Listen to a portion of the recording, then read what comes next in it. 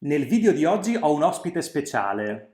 Forse l'avete già vista in qualche foto su Instagram o nell'introduzione di qualche video, come quello sulla paura, per esempio. Oggi ho con me Giulia. Ciao a tutti. Giulia è la mia ragazza e è anche una bravissima insegnante certificata di italiano, quindi anche lei è un insegnante di italiano. E insieme faremo una conversazione naturale in italiano, così sarà un'ottima opportunità per voi per esercitare la comprensione orale dell'italiano e anche per imparare qualche vocabolo e qualche espressione nuova. Per la precisione, oggi parliamo di viaggi, quindi insieme condivideremo idee, opinioni su viaggi che vogliamo fare o sui viaggi che abbiamo fatto in passato. Sei pronta? Pronta? Ok. Andiamo. Cominciamo allora. La prima domanda. Qual è il tuo viaggio ideale? Il mio viaggio ideale? Che tipo di viaggio ti piace?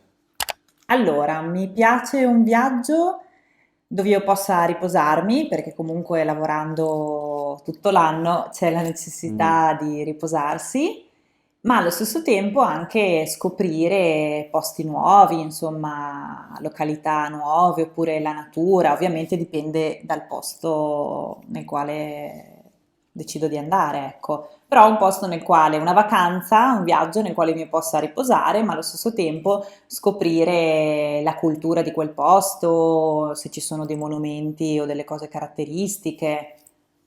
Ok, hai già fatto un viaggio simile? Sì, per esempio quando siamo stati a Bali è stato un viaggio meraviglioso dove ci siamo Mhm. riposati perché siamo stati anche a prendere il sole nelle spiagge, ma abbiamo visitato anche gran parte dell'isola, quindi visitando i templi, tutti i vari parchi naturali, quindi quello è stato veramente un esempio di viaggio ideale. Ho fatto un video sul nostro viaggio a Bali dove spiego un po' i posti che abbiamo visitato, le esperienze strane che abbiamo vissuto e lo trovate a questo link qua. In quel video sono solo io che parlo e racconto, ma è comunque un ottimo esercizio di comprensione. Ma torniamo a Bali. Abbiamo parlato di spiagge, abbiamo parlato di templi. C'era quel tempio bellissimo In mezzo alla foresta. in mezzo alla foresta dove abbiamo visto anche una cerimonia tradizionale religiosa Mm. indonesiana. È stato molto Molto bello, bello, sì, molto vero? suggestivo. Ed era bello vedere questo tempio immerso nella natura della foresta, quindi Mm. era molto bello. Quindi parlando di Bali, qual è la cosa più bella che ti è rimasta impressa di quest'isola? Beh, è un'isola magnifica, devo dire. Sicuramente mi è rimasta impressa questa natura meravigliosa, molto diversa dalla natura che noi possiamo incontrare qui in Europa, o perlomeno nei posti, che ho visitato io, nei quali sono stata io. E poi anche i profumi che ci sono a Bali, per esempio quando noi ci siamo stati, Il frangipane? Sì. frangipani è in inglese, il frangipane era in fiore, quindi queste strade profumatissime e poi i colori anche proprio della natura, questo verde così brillante, luminoso. Sicuramente questo mi è rimasto impresso. Ok, e che tipo di alloggi preferisci invece quando viaggi? Adesso, da quando viaggiamo insieme, mi piace stare in hotel oppure in appartamenti, quindi insomma dove ci siano dei comfort e delle comodità. Anni fa, quando ero più giovane, quando ero studentessa universitaria, quando viaggiavo magari da sola o con le amiche, andavo anche in ostello, quindi condividevo magari le camerate anche con 8-10 persone. Ecco, questa è una cosa che oggi non farei più. Ok. Però è un'esperienza magnifica, secondo me, da fare quando si è giovani e si va in posti nuovi, soprattutto perché c'è la possibilità di conoscere nuove persone, ecco, e fare tante amicizie, soprattutto appunto se si viaggia da soli. Sì, poi gli ostelli avevano di solito le aree comuni dove potevi Sì, conoscere persone, potevi esatto. cucinare Sì, insieme, quindi quello era molto bello. esatto. Anch'io ho viaggiato molto in ostello, per 7 anni ho viaggiato in ostelli e quindi mi piaceva molto questa cosa. Parliamo ora di viaggi futuri. Mhm. Quali sono i paesi che vorresti visitare nei prossimi 5 anni? Bella questa domanda. Nei prossimi 5 anni mi piacerebbe, non li metto in ordine, ok? Perché Non non sono ho, in ordine di no, importanza. non sono in ordine di priorità. Ok. Mi piacerebbe sicuramente andare a Praga perché è una città che non ho mai Mhm. visitato. Mi piacerebbe tantissimo andare in India perché è un paese che mi affascina, mi piacerebbe viaggiare, insomma, visitarlo da nord a sud, anche se è enorme, però magari avremo la possibilità di starci un po'.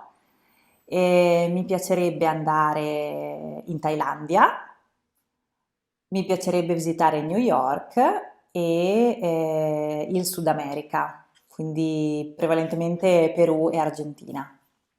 Ok, questa è la tua lista di paesi che vorresti visitare nei Sì. prossimi 5 anni. Anch'io ho la mia Ah, lista, ok, vediamo l'ho se combacia. scritta qui e ho il piacere di dirti che non combacia neanche un paese. No!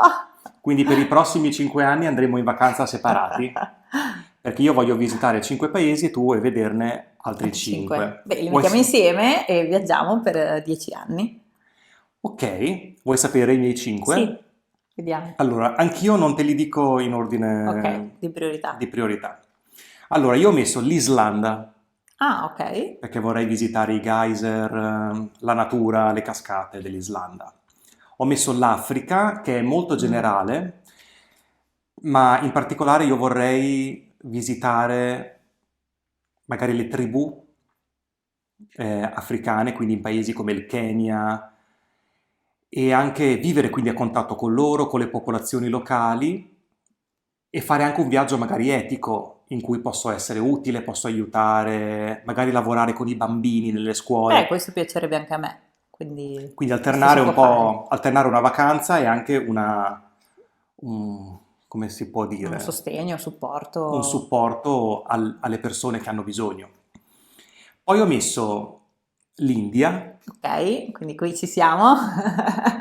Ok, anche l'India è molto generico perché è enorme, però il Mm. Kerala, Ah, beh, questo sì, o infatti. Kerala, Kerala credo sia la pronuncia.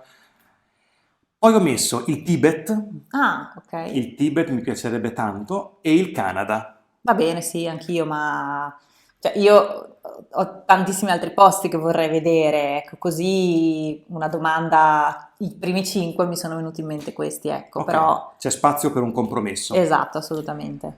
Ok, parliamo adesso di valigia. Mm. Come gestisci la valigia quando viaggi?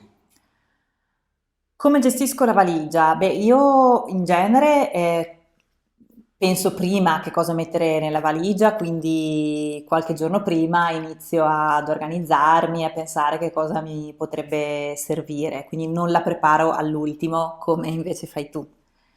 Però viaggio abbastanza leggera, nel senso che anni fa tendevo a portarmi tantissime cose che poi non usavo.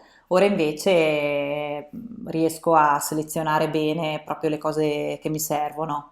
Magari metto una cosina o due in più, però insomma, viaggio leggera, puoi confermare.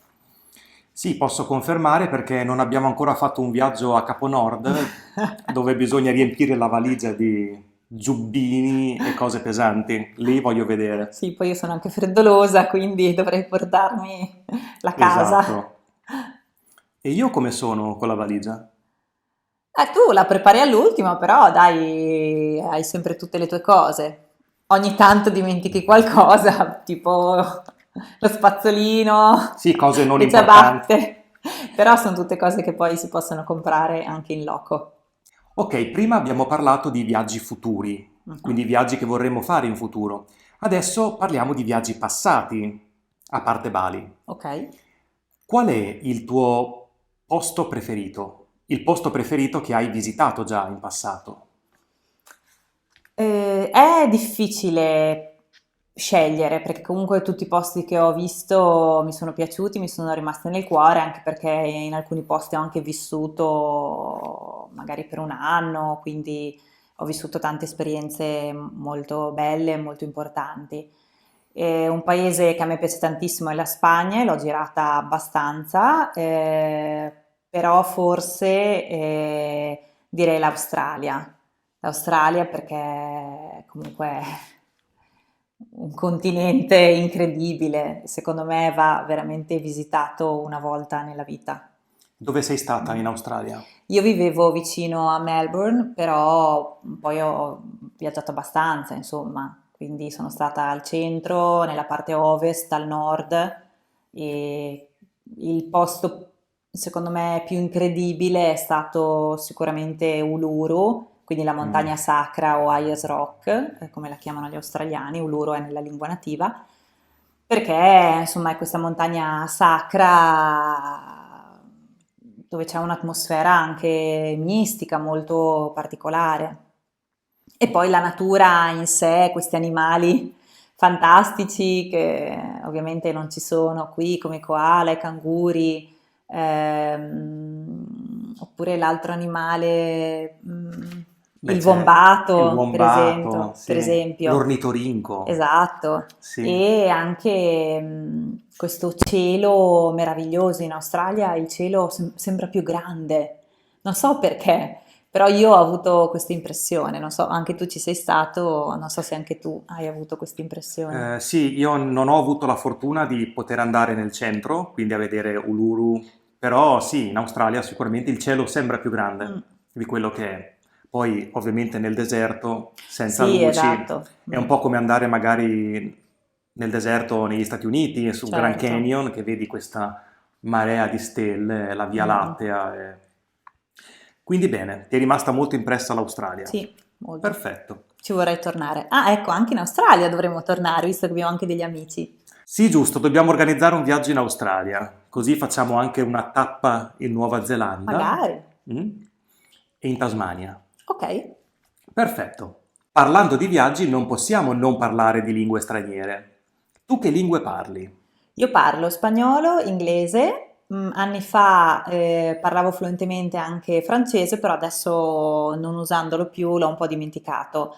Anche se in realtà l'anno scorso quando siamo andati in Francia me la sono cavata abbastanza bene, questo proprio perché su una lingua la si studia, poi si ritorna in quel posto, poi le parole, no, le frasi ritornano. Quindi di fatto comunque le lingue che parlo sono spagnolo e inglese. Bene, e parlando sempre di lingue, ci sono state situazioni durante i viaggi o nelle esperienze di lavoro che hai fatto all'estero in cui hai avuto delle difficoltà a comunicare o magari degli aneddoti, delle situazioni divertenti con la lingua straniera?